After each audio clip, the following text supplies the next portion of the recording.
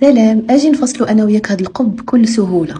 اول حاجه عندي التوب مطوي على اثنان، كنخرج بخمسة سنتيم من الجهه المفتوحه ديال لوغلي باش كنفينيو القب. من بعد كنحدد الطول ديال القب اللي هو 47 لان القب ما شاء الله كيجيك بيبر. صافي من بعد كنطراسي ديك 5 سنتيم. من بعد كنجي من يعني رقبه، يعني الجهه اللي كنلاقيو بها جلابه مع القب، كنخرج ب 27 سنتيم وكنصل بخط مستقيم.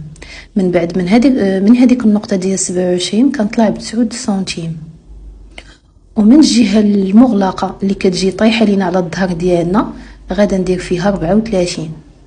من بعد غادا نصل لنقطه بجوج 34 مع 9، وكذلك 9 مع النقطه ديال الطول ديال القب اللي هي 47.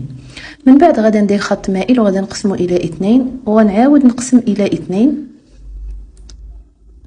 من بعد غادا نطلع من هاد الجهه، غادا نهبط من هاد الجهه بواحد سنتيم وغادا نطلع من الجهه الثانيه بواحد سنتيم. من بعد غادا نرسم واحد الاس خفيفه صافي وغادا نقطع، وبحال هكا كيجي القبيب ديالنا. بالنسبه للخياطه هذيك 5 سنتيم البنات راها كتمشي في الخياطه.